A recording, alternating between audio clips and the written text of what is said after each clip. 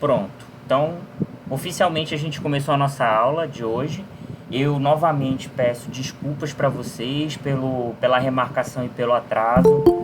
É, eu geralmente não me atraso para chegar nas aulas, eu sempre chego. Quem já chegou cedo já viu que eu sempre chego no horário, que hoje realmente tive um imprevisto.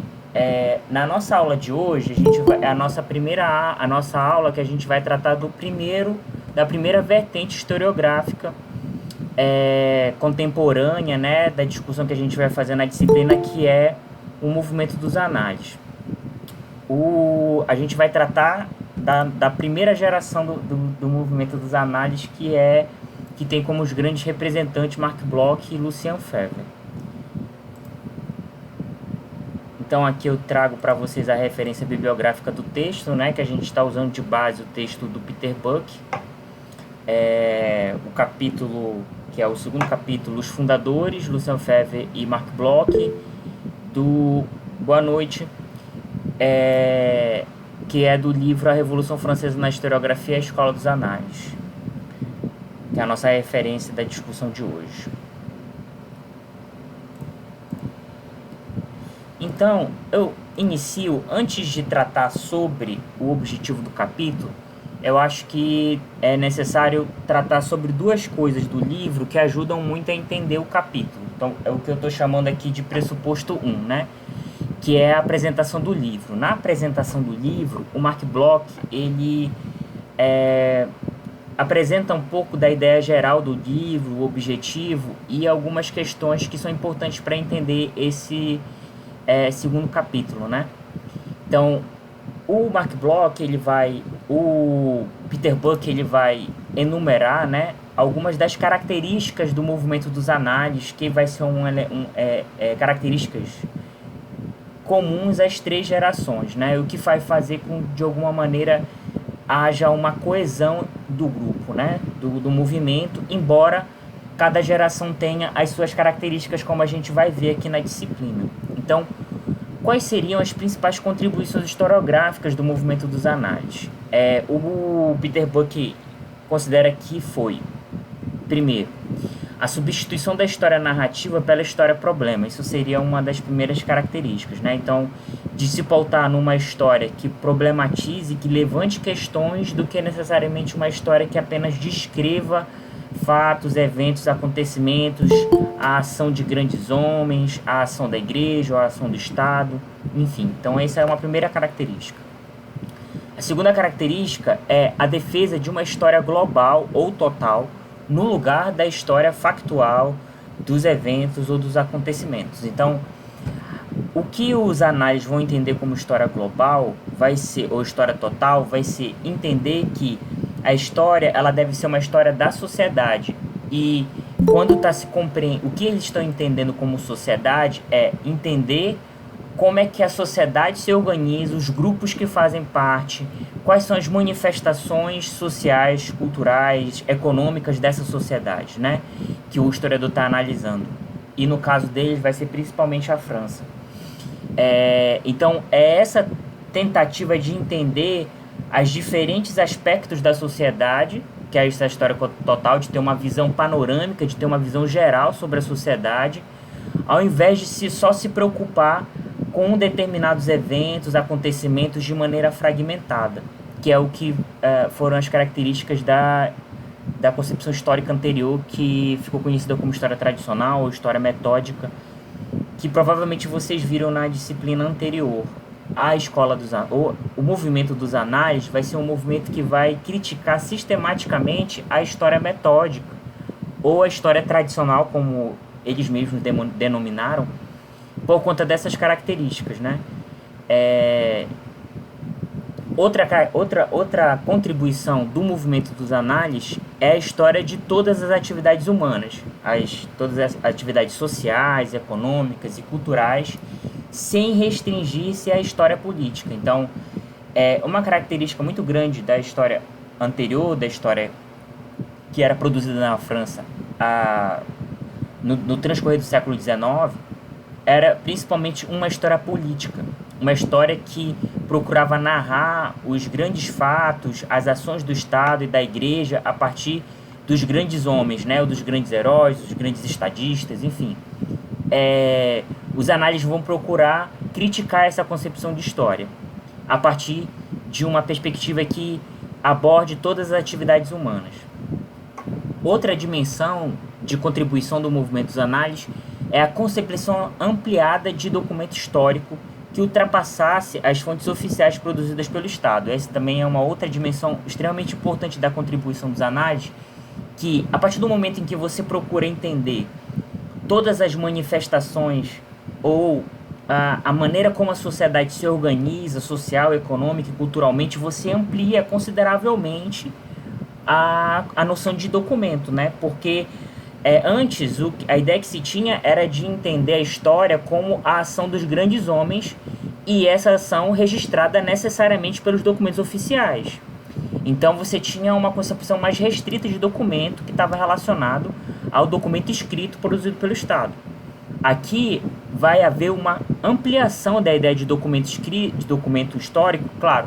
Não vai se desconsiderar os documentos produzidos pelo Estado, claro, mas ao lado desses documentos vão ser utilizados vários outros documentos que registram as práticas sociais, as práticas culturais, as manifestações da mentalidade, as atitudes dos indivíduos, o comportamento dos grupos sociais. Então, aqui você vai ter uma ampliação considerável do que vai se entender como fonte histórica. E, por fim, o desenvolvimento de uma abordagem disciplinar com as ciências sociais. Essa também vai ser uma característica marcante do movimento dos análises. A história ela vai procurar incorporar o instrumental teórico e metodológico das ciências sociais para realizar as suas análises históricas, né? Então, principalmente da economia, da psicologia, da antropologia, vai ser incorporadas as contribuições dessas áreas de conhecimento das ciências sociais, das ciências humanas, de uma maneira geral, para o métier do historiador. Então, na apresentação do livro, o Peter Buck ele apresenta essas características, né, do movimento dos análises, que vão ser características que vão, de alguma maneira, ser comuns às diferentes gerações.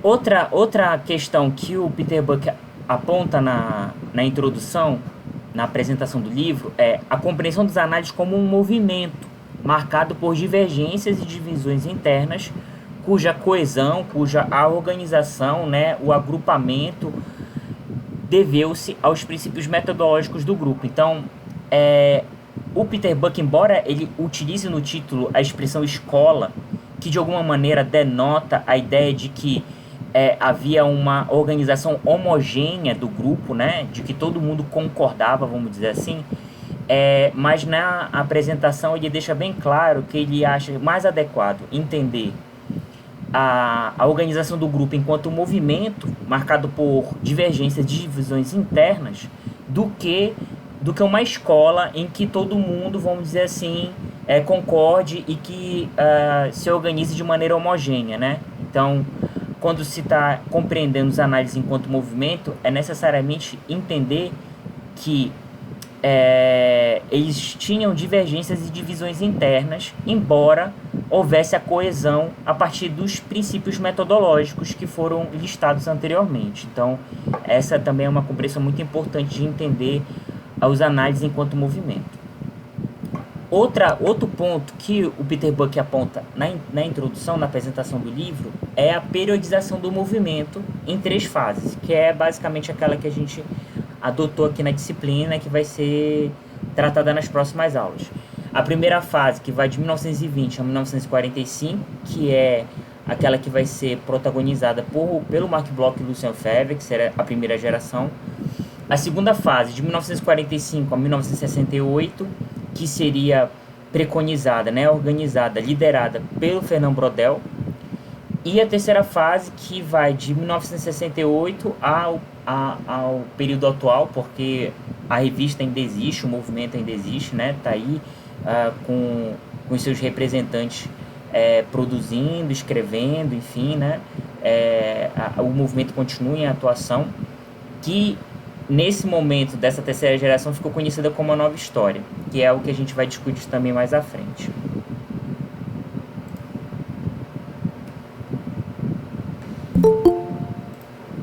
Um outro ponto que eu também trago como pressuposto, né, como uma discussão anterior para a gente poder entender o segundo capítulo do livro, é o primeiro capítulo.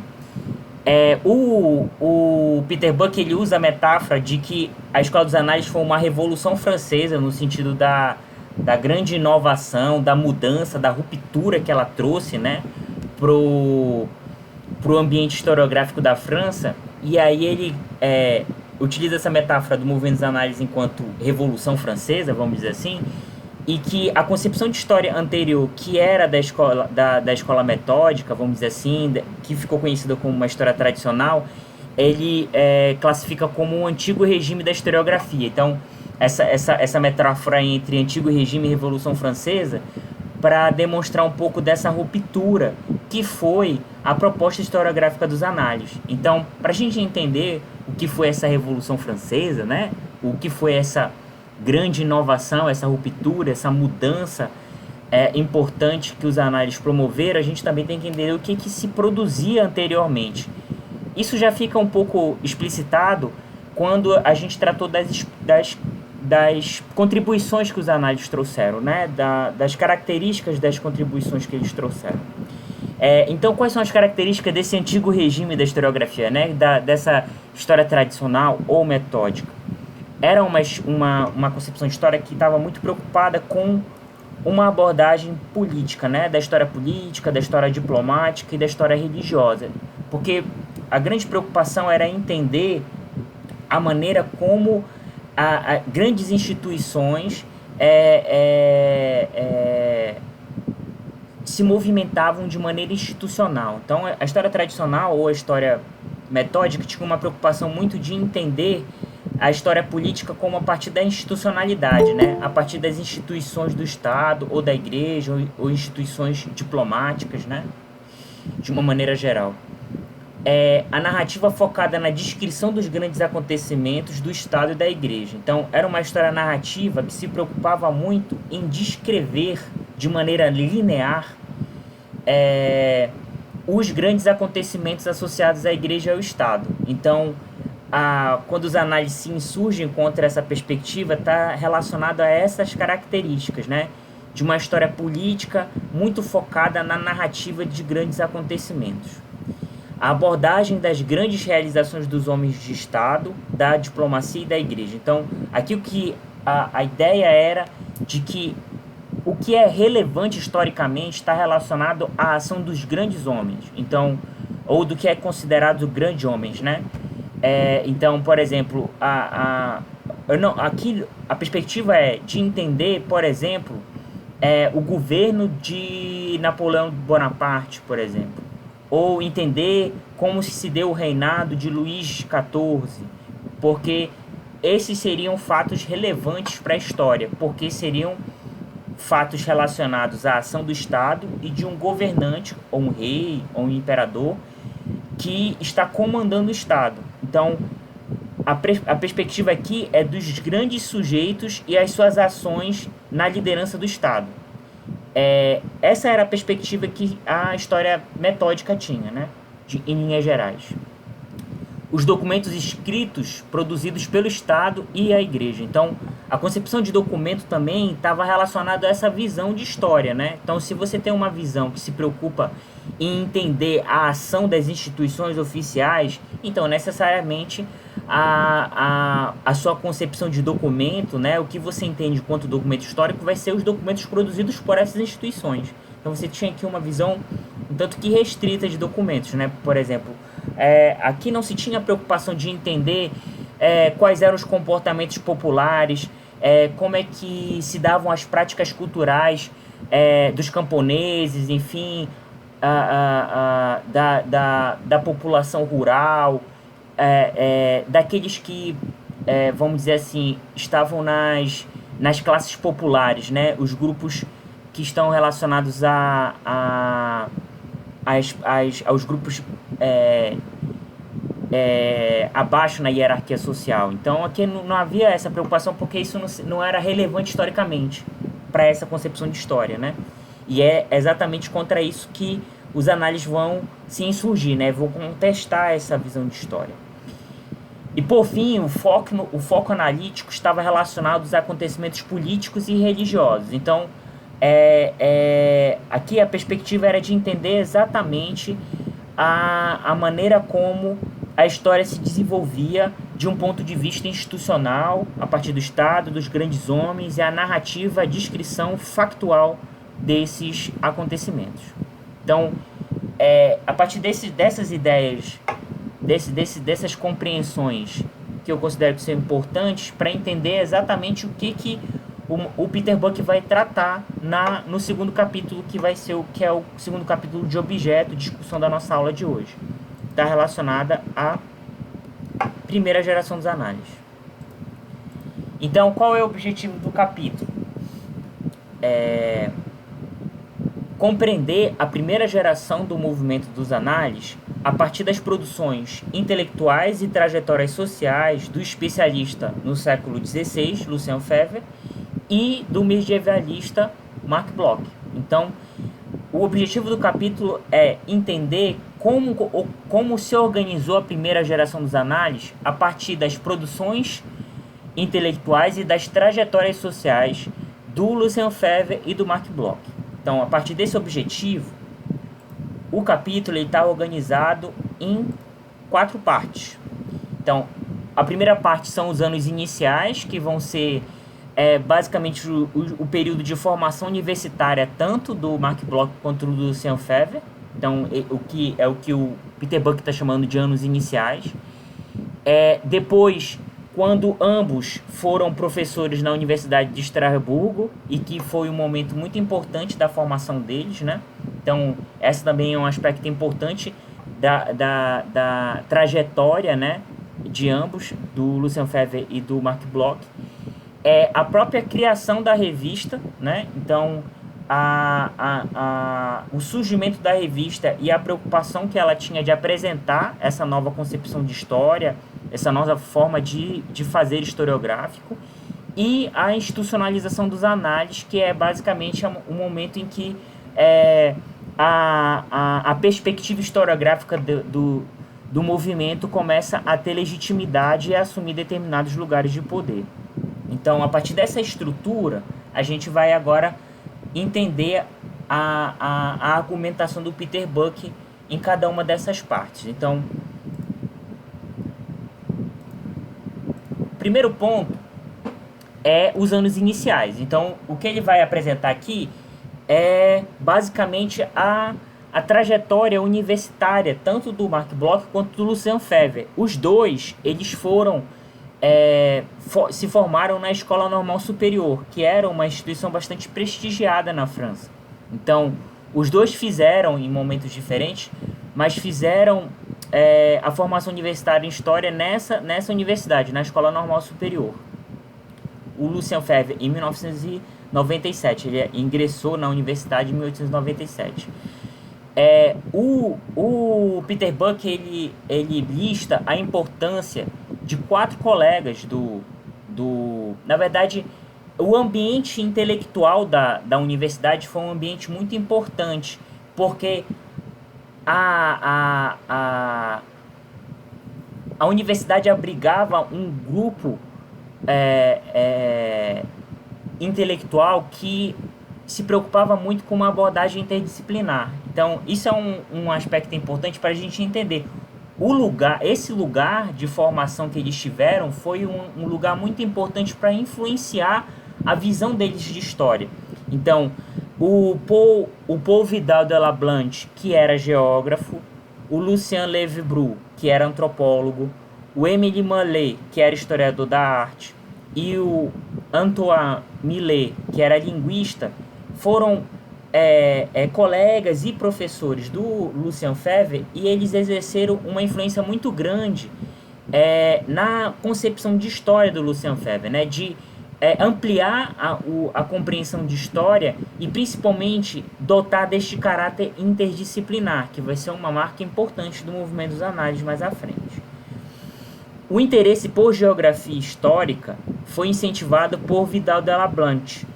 E aí, inicialmente, nesse momento, o Lucien Febvre surgiu o interesse pela geografia histórica. Foi uma preocupação que ele despertou neste momento de formação universitária entre as preocupações intelectuais dele.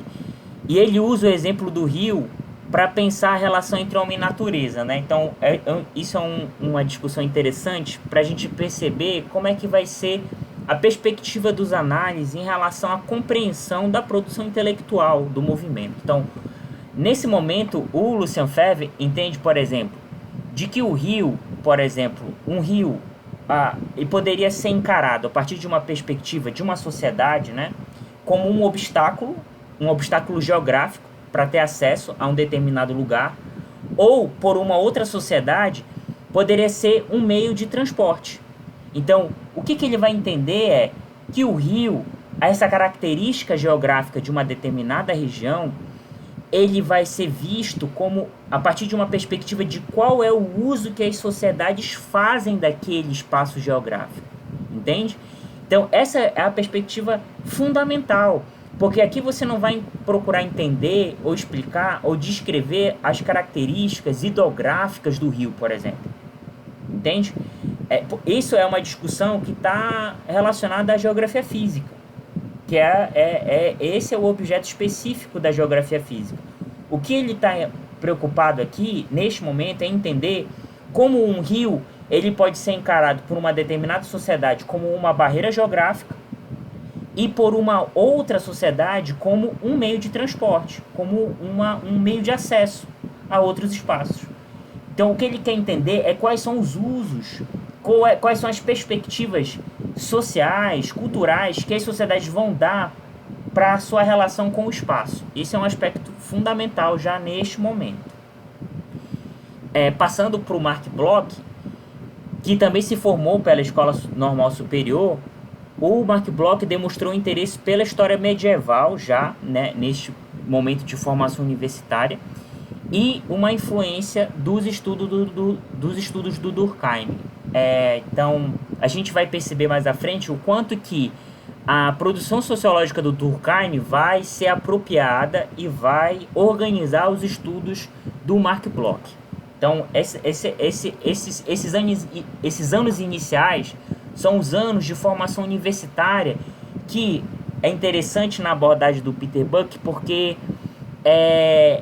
nenhuma inovação ou nenhuma produção intelectual surge do nada, né? É importante você entender a trajetória dos sujeitos e como a partir dessa trajetória, dos contatos e das relações, vai se construindo a concepção de história que eles vão formular na revista, né? Então, essa perspectiva eu acho que é uma perspectiva muito interessante para a gente entender como foi que surgiu e se desenvolveu a perspectiva historiográfica dos análises.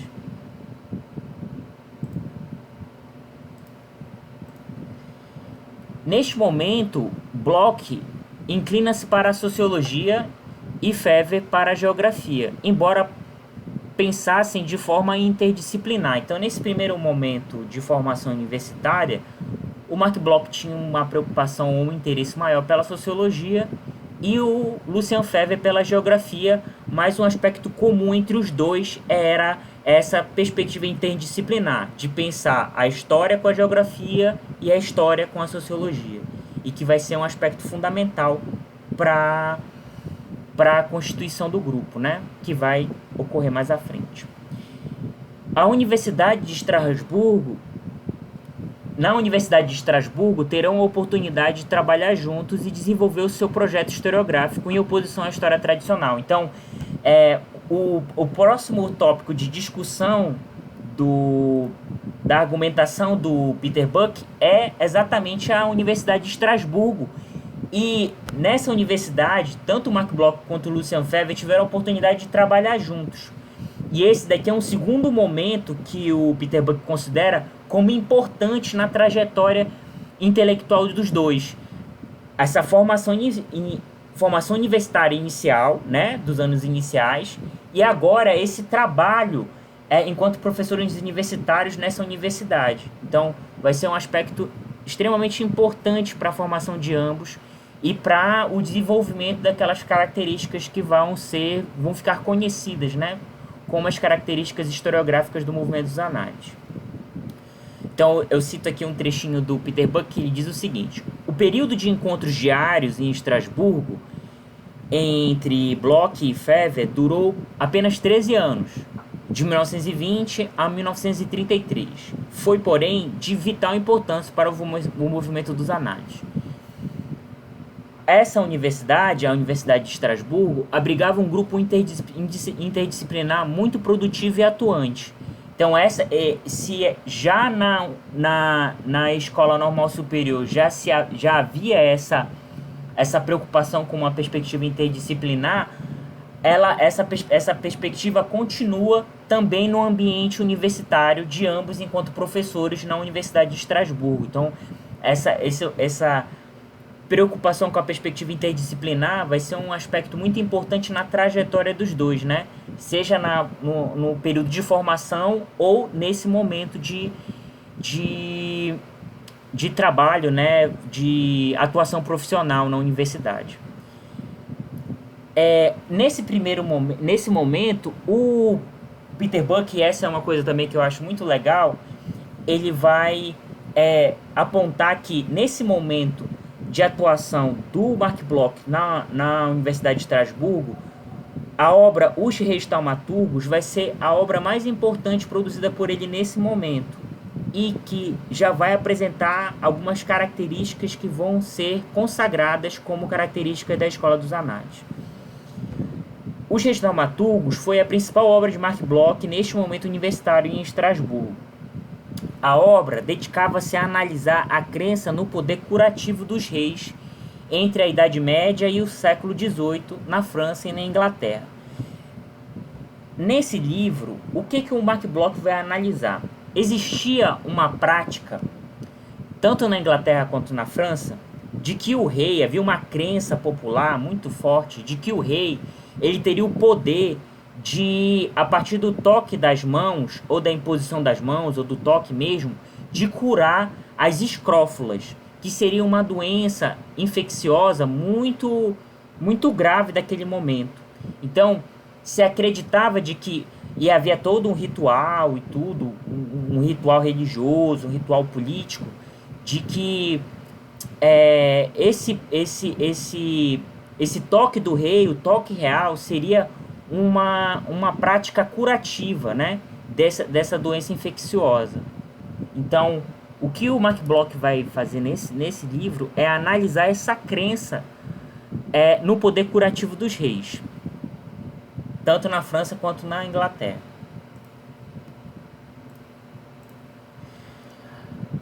Peter Buck ressalta 3 características fundamentais dessa obra. Então, o Peter Buck vai apontar 3 características importantes e que fizeram com que essa obra se destacasse na produção historiográfica do Marc Bloch. Primeira característica: não limitava-se a um período histórico convencional, como a Idade Média, pois adotava uma perspectiva na longa duração. Então,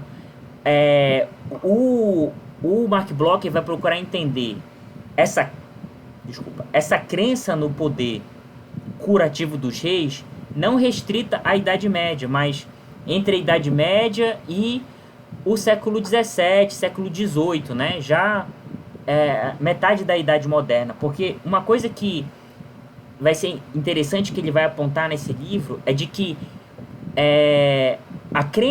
essa crença popular, ela não foi uma crença restrita à Idade Média. Ela foi uma crença que durou até o século XVIII, que na verdade ela ainda manteve até o século XVIII com a mesma intensidade que ela tinha a existência dela durante a Idade Média.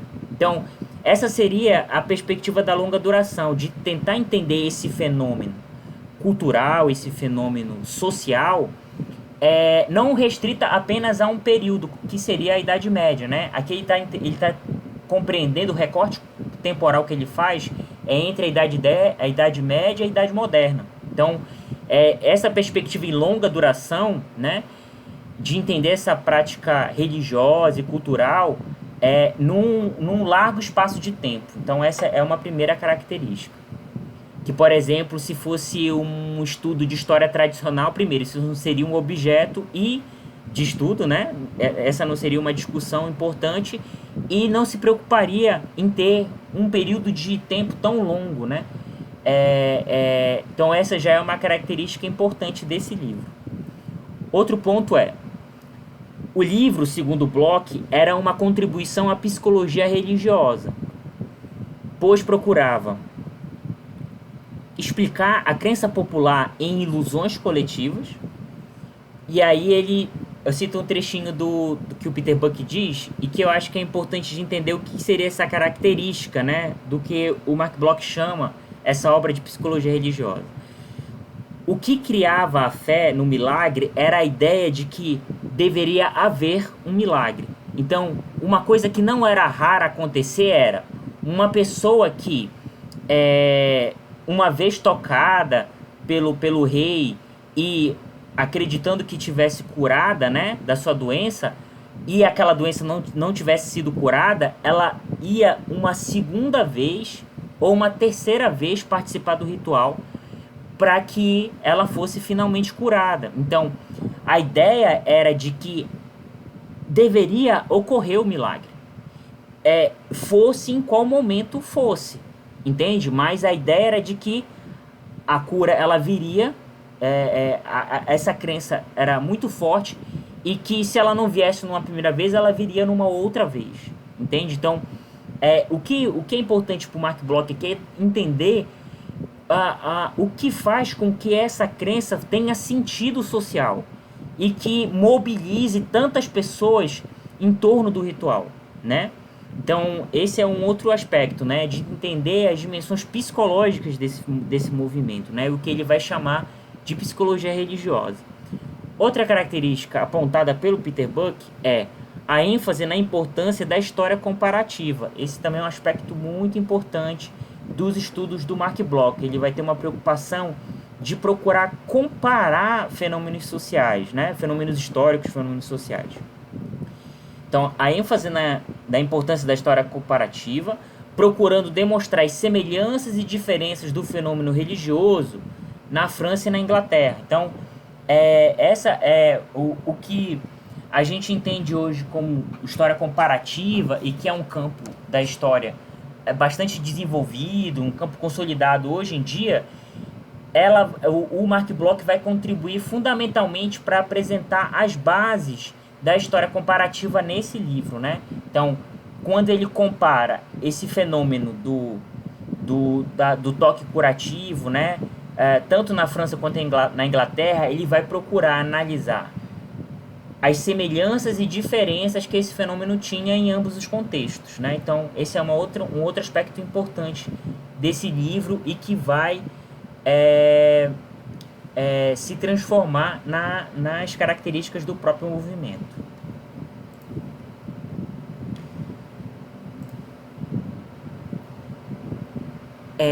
Nesse momento, também, o Lucien Febvre também vai produzir determinados trabalhos, e também esses trabalhos já vão apresentar os aspectos inovadores que a perspectiva dos análises vão propor, né, vão defender. Do mesmo modo que Bloch, Febvre também modificou seu interesse inicial pela geografia, né, histórica, passando para o estudo das atitudes coletivas, da psicologia histórica. Então, na verdade, não é que eles tivessem deixado de ter o interesse, né? Na verdade, o que foi acontecendo foi acumulando o interesse.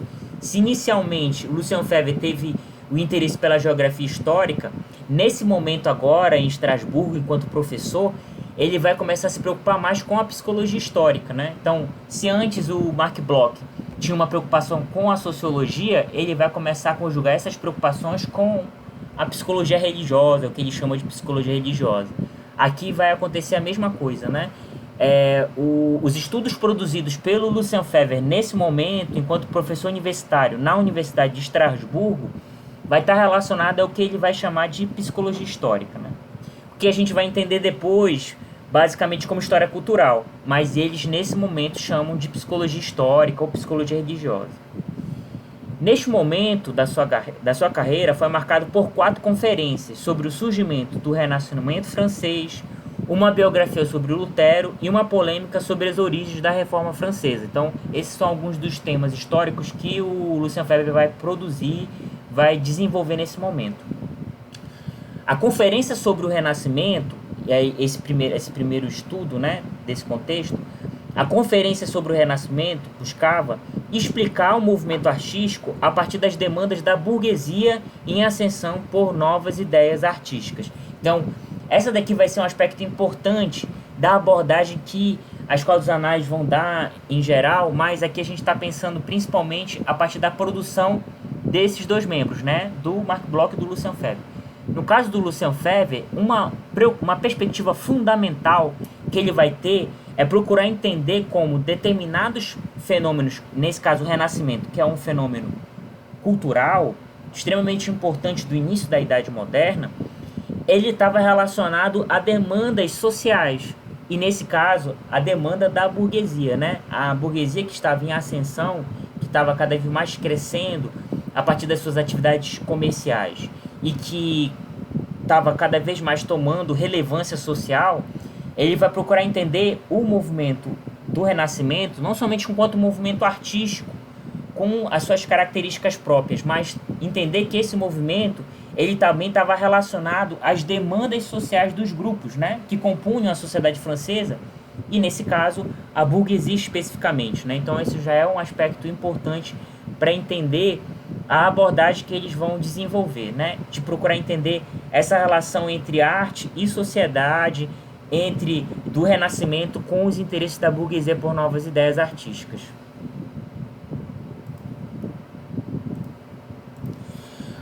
O artigo sobre a reforma também vinculava o fenômeno religioso às necessidades da burguesia. Então, o outro, ele produziu um artigo sobre o Renascimento, né? E um outro artigo sobre a reforma protestante na França.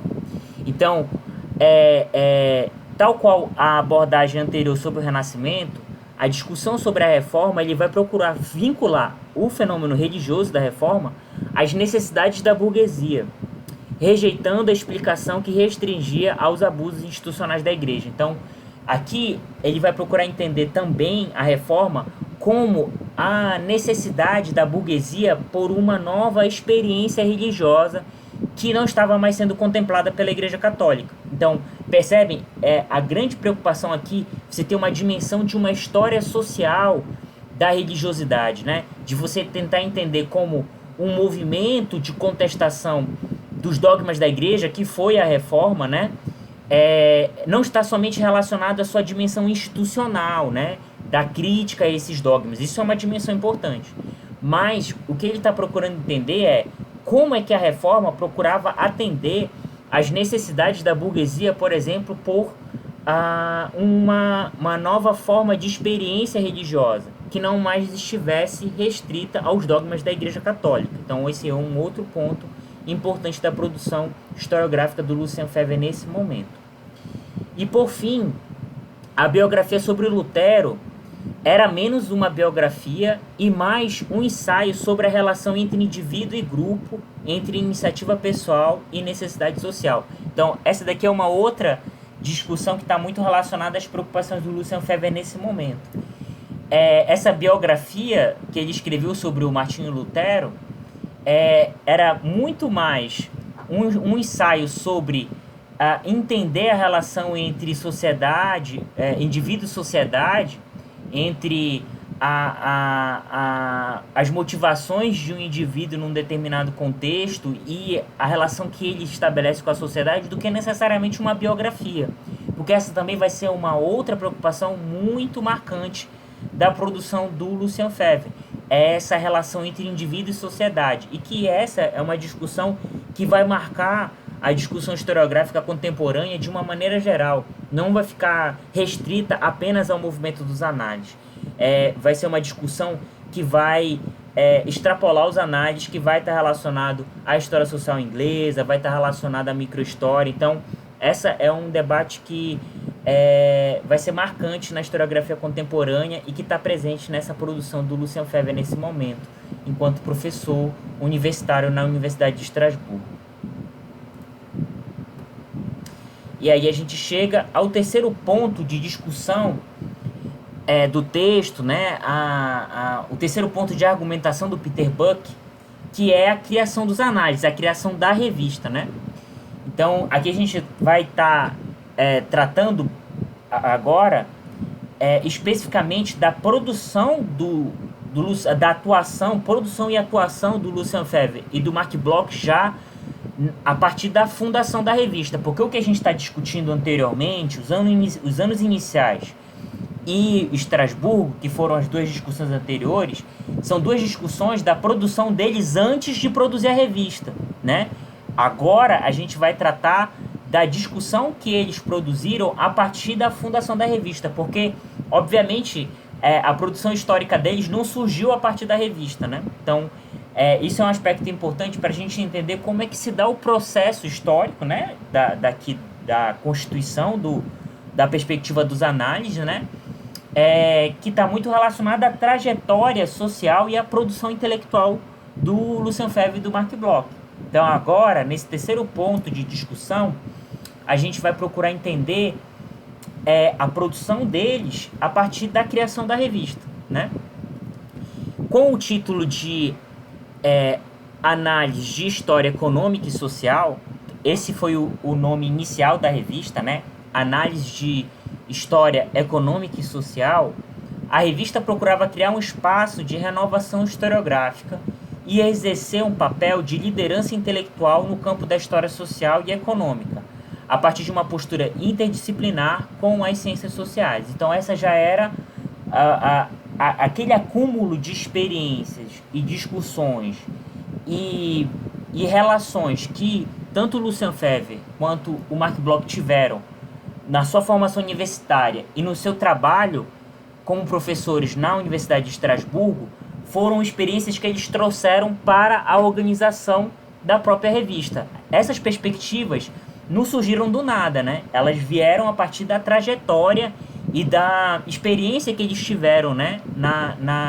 Nesses espaços. Então, é importante perceber, e aí lembre da discussão lá do Sertor, o quanto o lugar social que o historiador ocupa e a sua trajetória é importante para entender como é que ele vai escrever a história, né? Como é que ele vai produzir a história. Então, aquela discussão que eu fiz com vocês anteriormente com o Sertor está profundamente relacionada com a perspectiva que o Peter Buck apresenta aqui, de entender essa trajetória social, né? Do Marc Bloch e do Lucien Febvre e a produção intelectual deles, porque os lugares sociais que eles ocuparam, as experiências que eles tiveram nesses espaços foram muito importantes para a própria construção historiográfica deles, para a própria escrita da história, né? Então, as práticas de pesquisa que eles entraram em contato nesses espaços foram fundamentais para a escrita, né, da produção historiográfica deles e para a própria característica do movimento, as características historiográficas do próprio movimento, né? O primeiro número da revista foi publicado em 15 de janeiro de 1929. Então, a revista ela foi fundada em 1929 e o primeiro número da revista foi publicado em 15 de janeiro de 1929. Então, lembrem, a periodização que o Peter Buck apresenta para a primeira geração dos análises vai de 1920 a 1945. Então, percebam, essa periodização ela está procurando, ela procura entender a constituição dessa primeira geração para além da própria fundação da revista, né? Então, selecionar de 1920 a 1945 é entender que a proposta da revista ela já nasce a partir das experiências e das relações que o Lucien Febvre e o Marc Bloch vão ter desde a sua formação universitária nos anos iniciais, né, na escola normal. Depois, a atuação profissional deles na Universidade de Estrasburgo, né? Então, até necessariamente em 1929 ser finalmente fundada a própria revista, né? A revista ser construída, ser efetivamente institucionalizada, né? Ser efetivamente fundada. Nos primeiros anos houve uma predominância de estudos econômicos, então essa também foi uma característica, mas a revista sempre teve uma abordagem que procurava conjugar a história social com a história econômica. Nesse momento de fundação da revista, um dos estudos que mais se destacam do Mark Bloch foi a sociedade feudal. Então, percebam como o Peter Buck vai mostrando em cada um desses momentos quais os estudos que mais se destacaram de cada um dos autores, né? Então, por exemplo, se no contexto universitário da Universidade de Estrasburgo, a obra que o Mark Bloch produziu que mais se destacou foi Os Reis Taumaturgos, agora, nesse contexto de criação da revista, né, a obra dele que mais se destaca é a Sociedade Feudal. A Sociedade Feudal foi a obra mais significativa desse contexto de criação da revista, que representou uma ambiciosa síntese sobre a história rural francesa entre 1900 e 1300. Então, entre 900 e 1300. Este livro assumiu características durkheimianas. Então, vocês lembram lá que na formação universitária do Mark Bloch, ele teve uma influência muito grande da sociologia e principalmente da sociologia durkheimiana. Esse livro vai ser o livro em que o Mark Bloch vai apresentar essas características, essa influência da sociologia do Durkheim.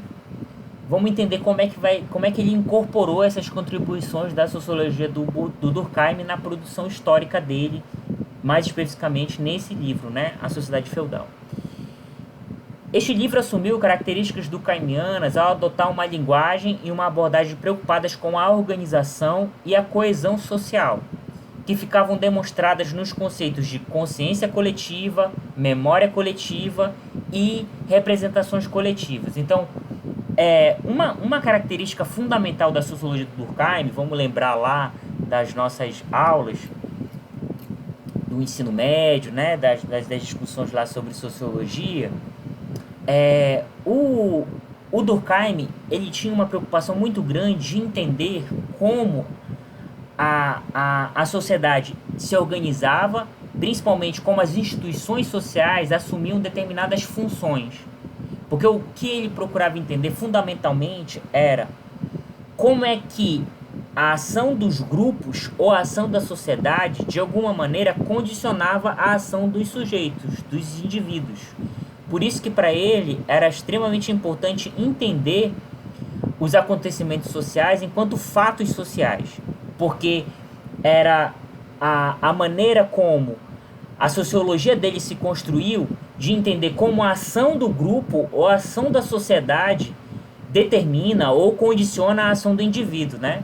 Porque para ele é extremamente importante entender o funcionamento da sociedade. E para entender esse funcionamento da sociedade é necessário entender como é que essa sociedade se estrutura, né? Quais são as suas instituições, os grupos que a formam e como é que esses grupos e instituições criam formas de coesão social que de alguma maneira induzem ou determinam ou condicionam a ação dos indivíduos.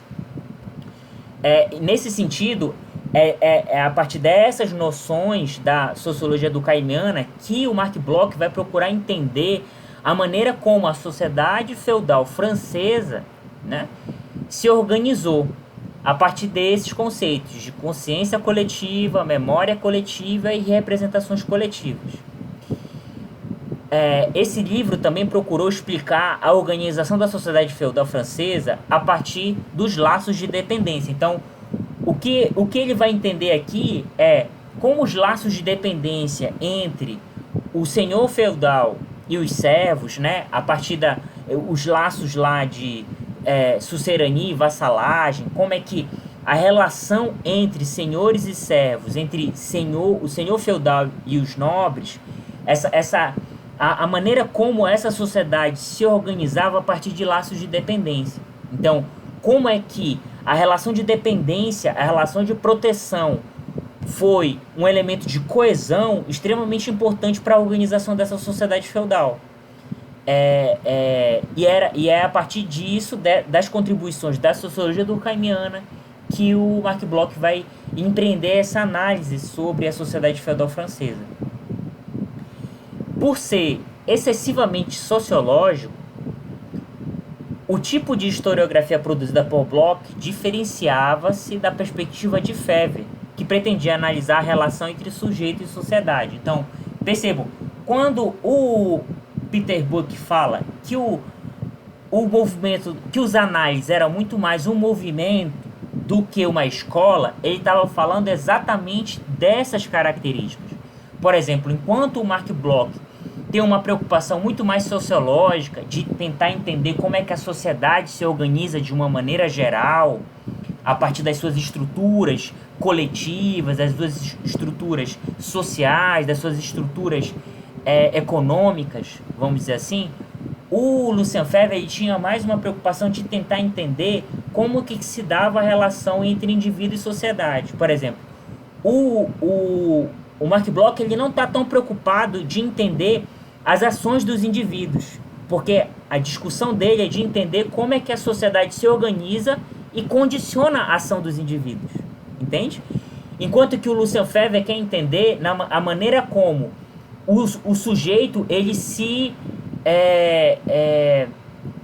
como é que o sujeito ele se movimenta dentro da sociedade, qual é a ação, a agência que ele tem de, sim, por um lado, a ação dele ser condicionada pela sociedade, né? Ninguém é totalmente livre, ninguém tem o seu comportamento totalmente livre dos condicionamentos sociais, né?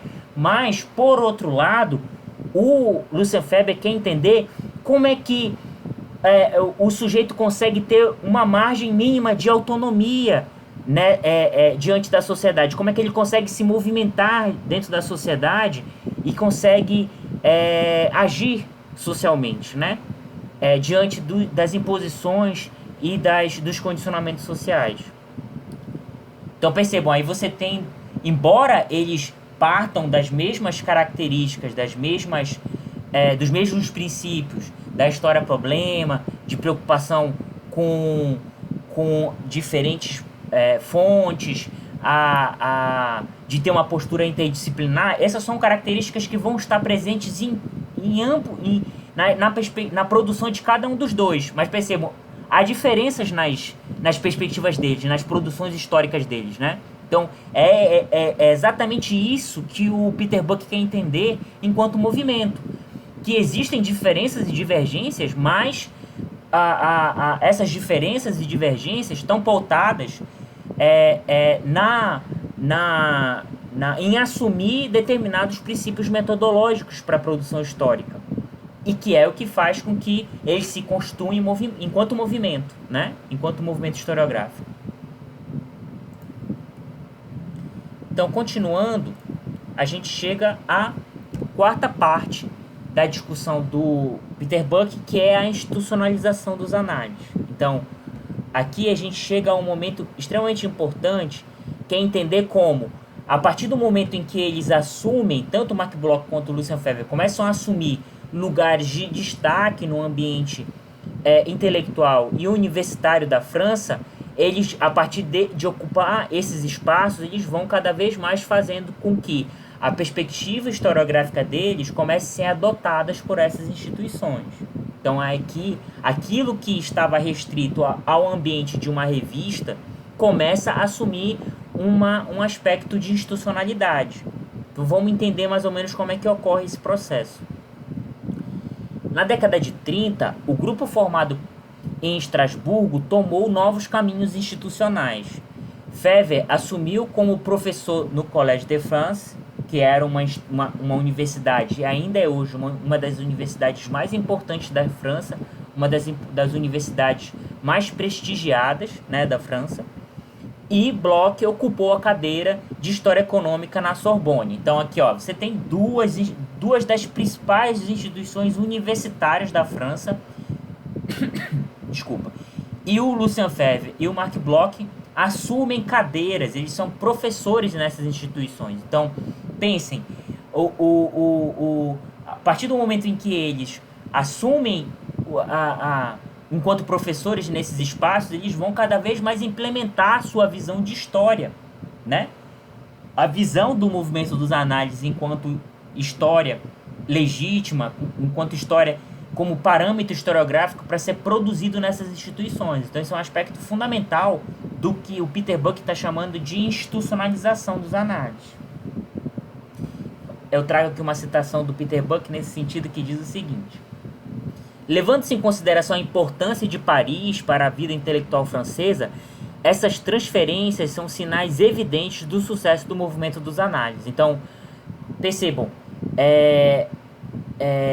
não é qualquer sujeito, não é qualquer indivíduo que consegue ingressar nessas instituições. Eles só conseguiram ingressar nessas instituições porque, de fato, a perspectiva que eles estavam defendendo enquanto historiografia estava cada vez mais conseguindo legitimidade social e fez com que eles adentrassem essas instituições extremamente prestigiadas no sistema universitário francês. Entre 1930 e 1940, foram lançados manifestos pela revista em defesa de um novo tipo de história pautada em problemas, na abordagem interdisciplinar, nas sensibilidades, etc.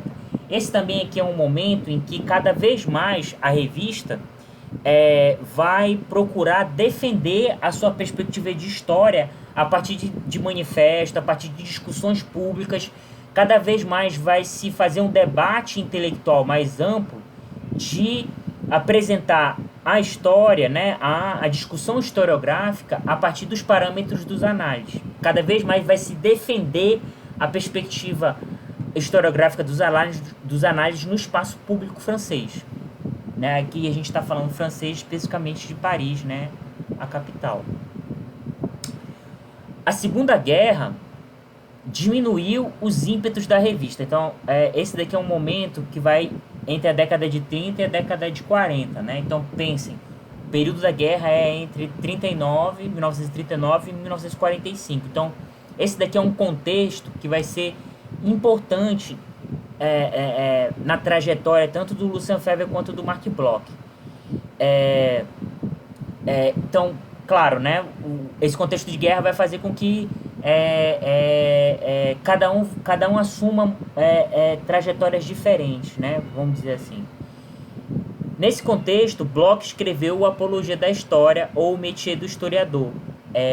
Gente, nesse momento, isso é um momento assim, profundamente dramático da história francesa, porque, lembrem, a França ela foi ocupada pelos nazistas, né? A França, Paris, sobretudo, foi ocupada pelo Hitler. Então, a França ela foi ocupada, na verdade, a invasão nazista na França, principalmente em Paris, foi um dos grandes troféus do Hitler no contexto da Segunda Guerra Mundial. Então, o Marc Bloch ele vai se alistar no exército francês para lutar contra a ocupação nazista em Paris. E aí ele vai acabar sendo preso e tal, e vai morrer no cárcere. Ele vai ser assassinado pelos nazistas. E ele escreveu esse livro, Apologia da História, quando ele estava preso. Tanto que o livro é um livro inacabado, é um dos livros de reflexão metodológica do movimento dos análises nesse momento fundamental. É um livro de leitura obrigatória para qualquer historiador, né? É um livro fundamental na nossa formação enquanto historiadores, historiadoras. Então, o Apologia da História foi escrito nesse contexto, né? De França ocupada pelos nazistas, do Marc Bloch preso, né? E o livro, ele não conseguiu terminar o livro, né? Ele foi executado antes de terminar o livro.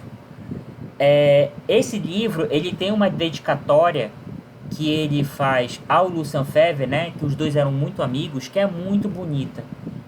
Depois, se vocês tiverem a oportunidade, eu posso até mandar lá no grupo o livro, vocês deem uma olhadinha na dedicatória que ele fez. É muito bonito e demonstra muito da amizade que eles tiveram durante toda a trajetória deles, né? Então, quando a gente está falando dessa primeira geração dos análises, a gente está falando de um projeto intelectual comum, mas a gente está falando também de um projeto que foi construído a partir dessa amizade, dessa camaradagem mesmo entre o Lucien Febvre e o Marc Bloch. Pode deixar que eu vou mandar assim, gente, o livro para vocês. Então, continuando,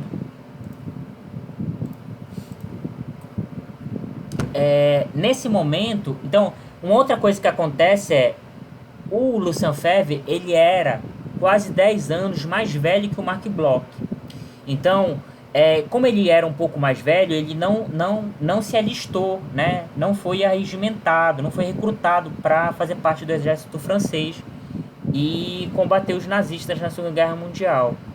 Então, esse também foi um momento em que o Lucien Febvre se recolheu, né? E foi um momento muito frutífero da produção historiográfica dele. Neste contexto de guerra, Febvre continuou a publicar a revista e a produzir artigos e livros sobre a Renascença e a Reforma em França. Então, lembrem, o Lucien Febvre ele é um especialista em século XVI. E os dois fenômenos históricos desse momento que ele mais analisou foi a Renascença e a Reforma no contexto francês. Deste momento, destaca-se o seu livro O Problema da Incredulidade no século XVI, a religião de Rabelais. No Brasil, esse livro foi traduzido O Problema da Incredulidade ou O Problema da Descrença, que acaba sendo sinônimos, né? Então, nesse livro, é um livro muito importante e vai se tornar uma referência na história das mentalidades a partir da década de 60, quando vai se desenvolver mais essa abordagem. Este livro tornou-se uma referência obrigatória da história das mentalidades. Foi uma crítica a Abel Lefranc, que considera Rabelais um ateu que procurava derrubar o cristianismo. Então, primeiro, o Lucien Febvre escreveu esse livro para criticar o apontamento do Abel Lefranc, que considerava o Rabelais, e lembro, o Rabelais ele foi um grande escritor francês do século XVI, século XVII. O Gargantua e Pantagruel foi a sua principal obra. E, basicamente, a produção do Rabelais era uma produção satírica, né? Ele criticava diversos aspectos da sociedade francesa do século XVI e, inclusive, a Igreja Católica, né? Então, o Abel Lefranc, ele considerava que essa produção literária do Rabelais, ao criticar a Igreja Católica, ele assumia que o Rabelais era um ateu que procurava derrubar o cristianismo. Gente, vocês não estão me escutando? Eu estou, professor. Tá baixo para todo mundo? Eu nem sei como é que faz para aumentar aqui. Pra mim tá bom. Eu tô no fone também. Tá normal pra mim também. Vocês estão me ouvindo? Tá normal também. E agora, vocês estão me ouvindo? Melhor? Porque eu tô aumentando. Continuo normal, me ouvindo normal. Eu acho que é só o dela que tá ruim. Francês, eu vou tentar falar um pouco mais alto. Não sei se você tá me escutando. Tá melhor? Tá bom, vou tentar projetar um pouquinho a voz. Então, esse livro, O Problema da Incredulidade ou da Descrença no século XVI, a religião de Rabelais, o Lucien Febvre ele vai procurar responder, né, a essa posição do Abel Lefranc, que considerava o Rabelais um ateu que procurava derrubar o cristianismo. O Febvre considerava que esta posição cometia um erro de anacronismo e procurava refutá-la. Então, o que o Lucien Febvre vai fazer é refutar essa ideia de que o Rabelais era um ateu no século XVI. E por que ele considera que essa posição era um anacronismo? Porque simplesmente essa é uma posição, por exemplo, de se construir um conjunto filosófico ou de pensamento que questione o cristianismo e apresente uma visão materialista da sociedade, uma visão laica, enfim, é uma coisa que vai só conseguir se desenvolver, vamos dizer assim, a partir do século XVII, século XVIII, principalmente do século XVIII, a partir do iluminismo, entende? Em que você tem transformações sociais que vão possibilitar que uma perspectiva de sociedade laica, que é uma sociedade que tem uma visão para além da religiosidade, sobretudo da religiosidade católica, né, do cristianismo, seja possível, né? Então, o que o Lucian Febvre vai desenvolver nesse livro é a ideia de que simplesmente não seria possível que o Rabelais ou qualquer outro intelectual ou literato desenvolvesse uma visão materialista, uma visão ateia de sociedade, entende? No século XVI. Então, neste estudo, Febvre procura demonstrar que as piadas blasfemas de Rabelais não poderiam ser encaradas como uma manifestação de ateísmo ou visão materialista, pois no século XVI não havia instrumental intelectual, e esse o conceito, a expressão que ele usa, né? Não havia instrumental intelectual para concepções filosóficas que rompessem com a visão cristã. Então, é nesse sentido que ele considera que o Le Franc estava caindo no anacronismo, quer dizer, de considerar, por exemplo, uma perspectiva que se construiu a partir do século XVIII, do iluminismo para frente, e que chegou para a gente no século XX, né? Uma compreensão de sociedade ou filosófica ateia é uma ideia totalmente comum, né, pra gente hoje, mas que não era no século XVI. Então, querer imputar uma compreensão filosófica ou uma visão social que é comum, por exemplo, ao século XX, ao século XXI, ao século XVI, isso é uma visão anacrônica, entende? Isso é um anacronismo. E o que ele procurava era exatamente criticar esse anacronismo, né? A explicação de Febvre articulou a análise linguística com as abordagens da psicologia histórica para explicitar a impossibilidade da demonstração de descrença no universo mental e intelectual do século XVI. Então essa vai ser o grande argumento que o Lucian Febvre vai defender nesse livro, né? De que a partir de uma análise linguística e de uma abordagem da psicologia histórica,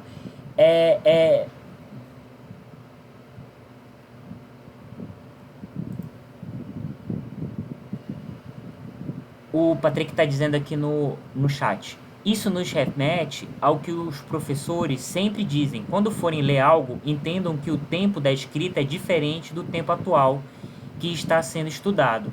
Exatamente. Isso mesmo. E que é um pouco da discussão que o Sertor fez no texto anterior que a gente falou, né? Que quando o tempo da escrita ele é sempre um tempo pautado no presente do historiador, né?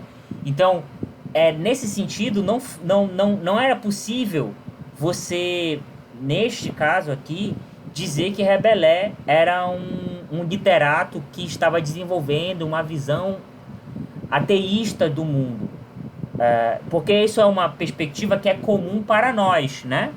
Ou é comum desde o século XVIII para frente, mas que simplesmente não existiam perspectivas, possibilidades de isso ser desenvolvido intelectualmente, vamos dizer assim, e culturalmente no século XVI. Embora tenha recebido críticas e sua análise esteja datada, a obra é um exemplo dos métodos empregados e da perspectiva da história como problema. Então, esse daqui é um ponto também extremamente interessante que o Peter Buck aponta, é que, obviamente, a obra, né, esse livro do Lucien Febvre recebeu muitas críticas. Foi uma obra muito importante, é uma obra extremamente importante até hoje, por conta do pioneirismo em determinados debates, né? Principalmente nessa perspectiva da história cultural, que ele chamava de psicologia histórica, né? Ou história das mentalidades. Mas, por exemplo, vou levantar aqui duas críticas que eu acho que são importantes para entender como determinados erros são importantes para a construção da historiografia, superação de determinadas perspectivas e o desenvolvimento de outras discussões. Uma das críticas que foram feitas ao Lucien Febvre nesse livro foi que ele tinha uma visão muito generalista, né? Ele falava, por exemplo, que ele procurava entender a visão dos homens do século XVI. E ele falava dos homens assim, de maneira generalizava mesmo. Eu quero entender a visão de mundo do homem do século XVI. Então, o que é esse homem francês do século XVI? Quer dizer, quais são os grupos que os homens ocupavam, né? No sentido, né, de homens e mulheres. Um sujeito que tinha uma posição de privilégio da sociedade, ele tinha a mesma visão de mundo que um sujeito numa posição hierarquicamente inferior ou estivesse abaixo na estrutura social? Não, né? Então, essa visão generalista, algumas generalizações que ele faz nesse livro foram pontuados, foram objeto de pontuações críticas, né? E outro aspecto também era de, por exemplo, procurar fazer determinadas análises a partir de arquivos ou processos da Inquisição e generalizar a determinadas perspectivas e discussões nesses documentos para a sociedade de uma maneira geral. Então, esse é o limite, né? Ele avançou bastante em determinadas discussões naquele momento, né? A gente está falando aqui do momento de guerra, da década de 40, né? Ele avançou determinadas discussões e debates, mas também isso tem os seus limites. E lembrem da discussão do setor que a gente fez na aula passada, né? Todos os estudos têm os seus limites, né? E esses foram alguns dos limites do estudo do Lucien Febvre, né?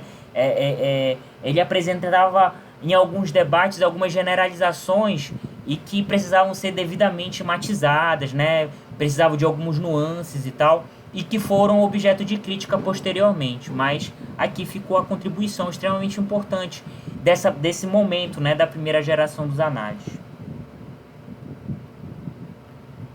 Prosseguindo, a gente chega às nossas conclusões desse capítulo. Então, no pós-guerra, Febvre foi convidado para participar da reorganização da Escola Prática de Altos Estudos, que era uma das principais, continua, né, é uma instituição que existe, mas nesse momento era uma das principais instituições de pesquisa da França. Então, o Lucien Febvre, lembre, ele é professor no Collège de France, né? Então ele já tinha uma posição de destaque e ele agora foi chamado ali pela década de 40 para participar da reorganização da Escola Prática de Altos Estudos. Então ele assumia mais um lugar institucional em que ele apresentaria, né, institucionalizaria a concepção de história dos análises. Foi escolhido o delegado francês na Unesco e organizou a coleção História Cultural e Científica da Humanidade. Então, outra posição de destaque, né? A realização mais importante de Febvre neste contexto foi assumir a seção 6 da Escola Prática, reservada às ciências sociais, e ocupar a direção do Centro de Pesquisas Históricas. Então, percebam, o que as conclusões aqui que o Peter Buck está apresentando é desdobramentos dessa dimensão da institucionalidade, né? Então percebam, os análises surgem, o movimento, a partir da produção e da trajetória do Lucien Febvre e do Marc Bloch, como os contestadores da história tradicional, da história que era hegemônica até aquele momento, nos anos 20 e 30, aqui na década de 40, eles já começam a assumir determinados lugares de destaque no ambiente intelectual francês, no ambiente universitário francês, em que eles poderiam cada vez mais introduzir a sua perspectiva historiográfica nesses espaços de poder e de legitimidade, né? Então é isso que o Peter Buck chama de institucionalização dos análises. Deste modo, a perspectiva histórica do movimento dos análises ocupava um espaço institucional fundamental no ambiente intelectual francês. E aí a gente vai entender como essa posição de destaque vai ser desenvolvida a partir, vai tomar novos desdobramentos e vai assumir outras perspectivas, outros princípios metodológicos, né, a partir da produção histórica do Brodel, que é o principal representante da segunda geração dos análises. Então, essa daqui a discussão que eu queria fazer hoje é um pouco da gente entender essas características do movimento, né, da perspectiva historiográfica dos análises, e perceber como, a partir da trajetória social e da produção intelectual do Lucien Febvre e do Marc Bloch, que é uma perspectiva que eu gosto muito desse texto do Peter Buck, porque ele vai apresentando um pouco dessa movimentação e das relações e como é que as obras deles vão apresentando as perspectivas que vão ser consagradas como princípios metodológicos do movimento, né? Então, nada melhor do que entender a própria obra desses historiadores para compreender como isso foi se transformando em características gerais do movimento, né, historiográfico. Então, eu acho muito interessante esse tipo de história intelectual. É uma perspectiva que eu adoto, né, trabalhei dos meus trabalhos e que eu acho muito interessante para entender um pouco da trajetória dos análises, né, enquanto grupo e das suas diferentes gerações. O que hoje a gente procurou entender foi essa primeira geração, né, do Lucien Febvre e do Marc Bloch. Então, gente, é basicamente essa discussão que eu queria fazer com vocês. Muito obrigado. E agora eu abro para as nossas discussões, né? As observações, os pontos de vista, as contribuições que vocês tiveram a partir da apresentação e da leitura do texto.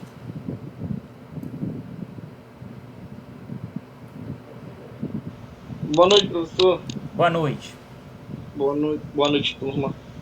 Então, professor, eu achei esse texto muito bacana. Isso eu ia falando aqui, eu ia acompanhando aqui nas minhas marcações.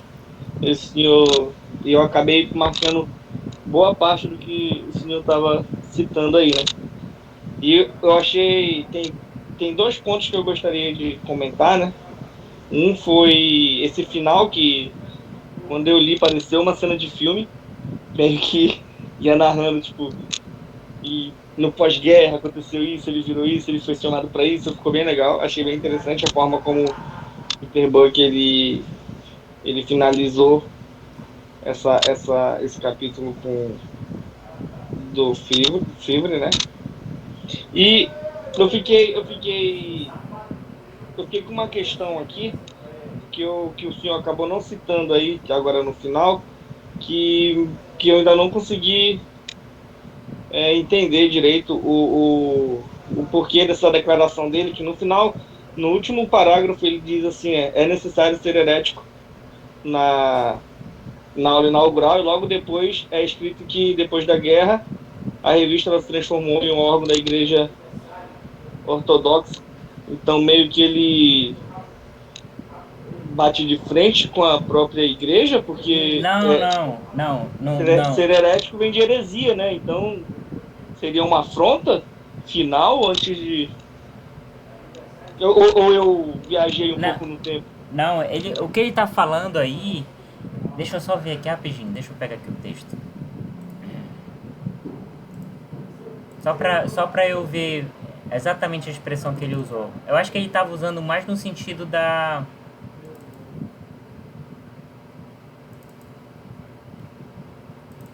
Rapidinho.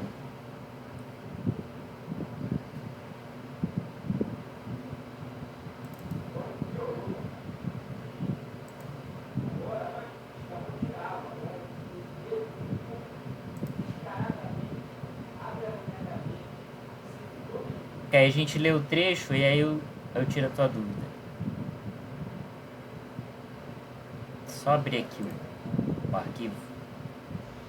Sim, que na nota de rodapé diz assim, né? Todo recém designado para o College de France deve ministrar uma aula inaugural, na qual, em geral, expõe suas ideias e princípios relativos à sua disciplina.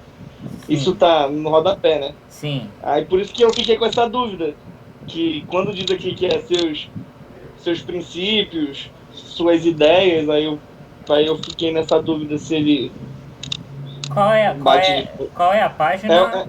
É a última página, a página 30, último Tá, isso, 30. parágrafo. Tá, deixa eu... Tá, 30, vamos lá. Vou ler contigo aqui. Os análises começaram com uma revista de seita herética. No sentido... Porque... O que ele está falando de seita herética, né? Ele está falando no sentido da... Eles estavam se insurgindo contra a ideia hegemônica de história naquele momento, que era a história metódica. Entende? Então, quando ele está falando aqui de seita herética, ele está usando só uma metáfora. Entende? Porque o que eles estavam se apresentando enquanto um grupo que se opõe à ideia dominante, né? Então, o que é o herético? Não é aquele que é considerado... quando alguém é acusado de heresia, é alguém que se desvia da ideia do dogma, né? Então, por exemplo, porque essa é uma ideia da Igreja Católica, né? Por exemplo, quando alguém é chamado de herético ou que comete uma heresia, é alguém que está cometendo um pecado, né? Porque não está obedecendo o que é considerado normal ou o dogma, o correto, né? Então, o que ele está falando aqui, o Peter Buck, é nesse sentido. Que os análises surgiram como um grupo de contestação da ideia dominante de história naquele momento, certo? Então, continuando. Os análises começaram com uma revista de seita herética. É necessário ser herético, declarou Lucian Febvre em sua aula inaugural. Depois da guerra, contudo, a revista transformou-se no órgão oficial da Igreja Ortodoxa. Então ele está usando aqui, entendeu? Ele está usando as metáforas, entende? Então, se num determinado momento eu estava contestando e me insurgindo, né? Estava sendo um herético contra uma instituição oficial, nesse momento do pós-guerra, o Peter Buck está dizendo que a revista ela se institucionalizou e passou a ser a visão dominante de história. Então ela se transformou numa igreja ortodoxa, entende? Ela se tornou uma instituição dominante. Ela passou de ser aquela seita herética, né, que contestava anteriormente, para se tornar a igreja. Não sei se está entendendo. De ser aquela que vai estabelecer o que é o correto na produção historiográfica, vamos dizer assim, né? Porque assumiu esses espaços de prestígio, esses espaços de legitimidade no universo intelectual francês. Então ele usa essa metáfora aqui de seita herética e igreja ortodoxa para mostrar essas posições de, num primeiro momento, ser um grupo que contestava, né, o que era considerado a ideia hegemônica de história nos anos 20, 30, sei lá, nos anos 20, até os anos 20, né, até os anos 20 e 30, e a partir do pós-guerra, né, a partir da década de 40 e 50, começa a se transformar na ideia dominante de história, entende? Começa a se transformar na ideia hegemônica, na ideia legítima, né, aquela que vai ocupar as instituições, as principais instituições francesas. Então é nesse sentido que ele tá falando, ele está usando esse jogo de imagens entre seita herética e igreja ortodoxa, né? Entre um grupo que contestava num primeiro momento e depois se torna a própria instituição, né? Se torna a própria ideia dominante, né? Aquela que vai apresentar os dogmas, né? Entre aspas, né? Que vai apresentar os aspectos que são legítimos ou não no fazer historiográfico. E continuando na leitura, né, do parágrafo, sob a liderança de Febvre, os revolucionários intelectuais souberam conquistar o establishment histórico francês, o herdeiro desse poder seria o Fernand Braudel. Então, aqui os revolucionários, né, como o Lucien Febvre está falando, né, os revolucionários intelectuais, o Marc Bloch está falando, os revolucionários eles passam de uma posição de contestação para assumir o establishment, né, para assumir essa posição de poder, essa posição de quem dá as cartas, né, institucionalmente nesse ambiente intelectual francês da década de 50 década de 40 e 50, né, que a gente está falando aqui do pós-guerra. O Fernand Braudel, ele vai assumir vai suceder, né, o Lucien Febvre, que vai morrer em 1956, e ele vai assumir essa posição de liderança a partir desse momento. E então ele já vai assumir nessa posição dos anais, já ocupando as principais instituições universitárias, né, as principais instituições de pesquisa da França. Então, é nesse sentido que ele usa essas imagens, né, da seita herética que vai depois se transformar na Igreja Ortodoxa. Não sei se deu para ficar claro. Sim. Então, eu dei aquela viajada. Acho que eu consegui entender, sim. Meio que ele mantém que mesmo... Acho assim, né?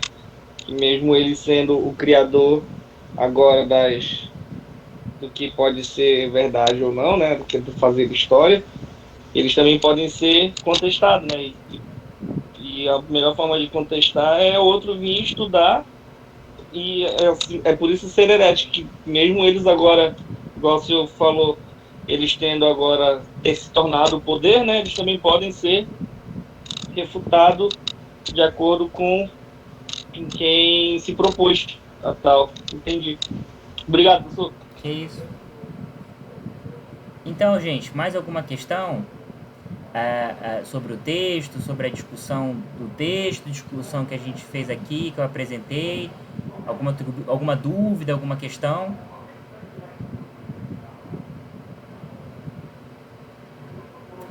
Certo. Se vocês não tiverem nenhuma dúvida, nenhuma questão, eu apresento a questão que eu novamente levanto a enquete que eu apresentei no começo da aula. Amanhã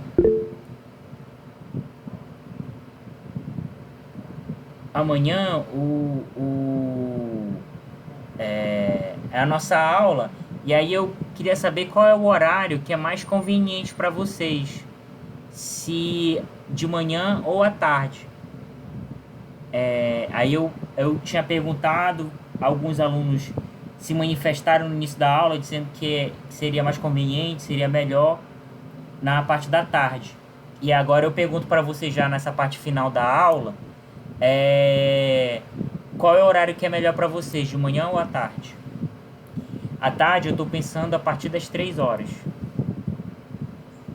Para mim seria bom nesse horário, professor. A partir de 3 horas. 3 horas? Ótimo.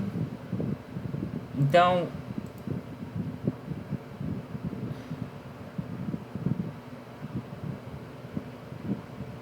tá ótimo.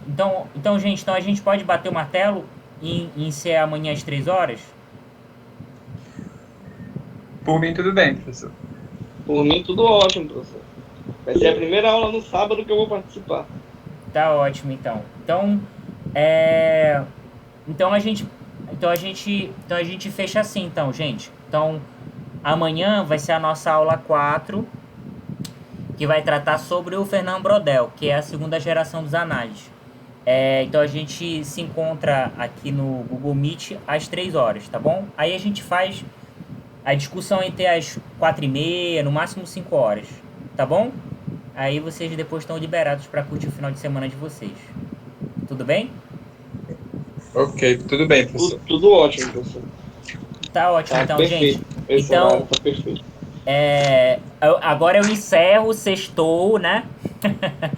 Então agora eu encerro o sextou aqui de vocês. Então aqui a gente já cumpriu as nossas obrigações institucionais, a nossa discussão, o nosso debate da nossa aula, e eu encerro a nossa aula, tá bom? Muito obrigado pela presença de vocês tá bom? E até amanhã, às 3 Professor, horas. professor, Pode falar. o senhor poderia mandar, eu não sei se o senhor já mandou, eu não olhei o WhatsApp ainda direito, o texto da próxima aula ainda hoje à noite para eu dar início à Não, leitura. gente, ele faz parte tá, do já tá mesmo no texto, livro. né? Verdade. Isso, é o próximo Lembrei. capítulo do livro.